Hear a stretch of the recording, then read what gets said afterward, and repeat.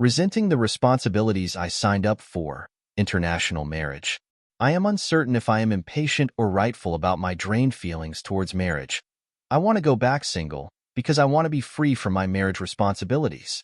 A little over 2 years ago, my husband proposed me after 3 months of dating. I really liked him and thought marriage is only a matter of time. So I said why not and signed the marriage paper. He was a 23-year-old international language school student in my country, Asia, at the time, and had a part-time job at factory.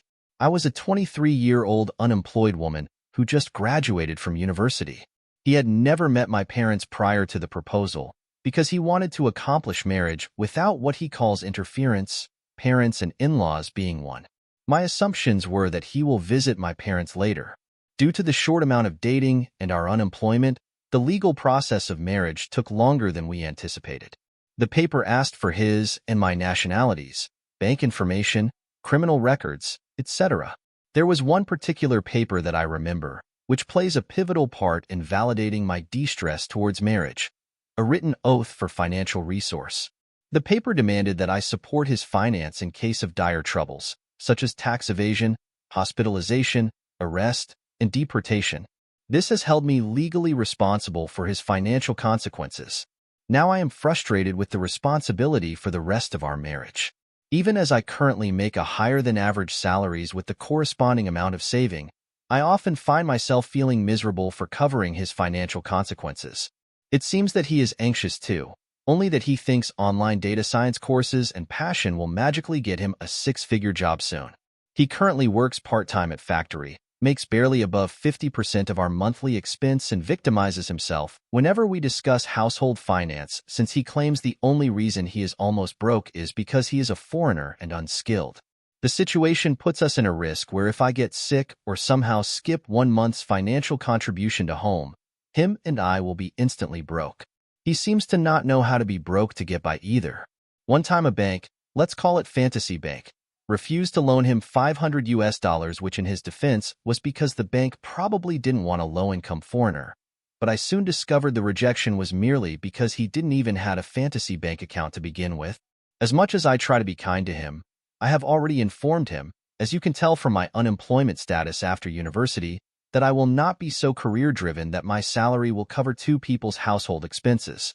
He is extremely ambitious and stubborn, thinking that his way of learning must get him to data scientist, but common sense informs me that a high school graduate with zero network/friend with no knowledge on resume or cover letter, he uses ChatGPT for filling out application, is not going to break into highly intellectual professions such as data science. People-oriented careers, such as marketing, my current career, tourism, retail, have a much higher chance of providing an entry-level person like him with stable salary. Yet his stubbornness dictates him to transition straight from the part-time factory job to an entry-level data science job. I suggested him to take these people-oriented office jobs to build experiences, but he sees no point in investing in even a second of his life into anything other than data science. He would rather stay in the part-time factory job until he gets his dream job, disregarding the possibility of medical bills and tax that needs to be paid in the meantime. Passion first, responsibility second. We are turning 26 this year. Love costs nothing, but love doesn't pay bills. I feel stupid for agreeing to shoulder the financial responsibility for this man. Dating was awesome, yet marriage came with legal responsibility and I have been hating it. We will get old, and we will need to keep bearing the responsibilities. Rent, medical bills, taxes, pension. I understand my portion of them, but I will need to explain to him what they are and ask him to pay for them. And the legal paper states that if his spouse, me, doesn't want to shoulder the responsibility, she must go. I talk about my agony with him fairly frequently. Our discussions almost always irritates him, as if I am harassing him as a poor person. He is highly sensitive about the word poor, yet I would not choose someone whose regular income cannot cover rent and food. He claims that I am making up non-existent problems in my head. His words have some truths in it, as we see that so far no hospitalization or tax evasion occurred, but it is also true that I do not want the marital commitment precisely because it will be too late when such troubles happen.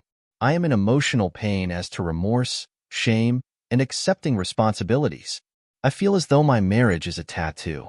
Heck, even tattoos can be lightened or erased nowadays.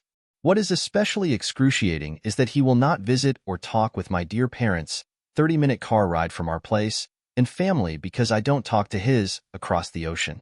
No family member of mine knows that I am married. My landlord thinks he is my fiancé, and everybody is quizzical about my marriage to him. Wait, he didn't even graduate the language school, now works part-time and isn't interested in our languages, nor his English is good enough to become an English teacher, and he doesn't have family around here. Why did you get married? I think dating is fine, but marriage is big. Are you okay? His stance on our social situation is that other people do not matter, but I worry the motto is losing its charm as he is the most isolated person I know. No friend, no network, hating my people, avoiding other foreigners on street. I am tired of my commitment to marriage as a legal matter, and I wonder if I can get out of this just because I do not want it.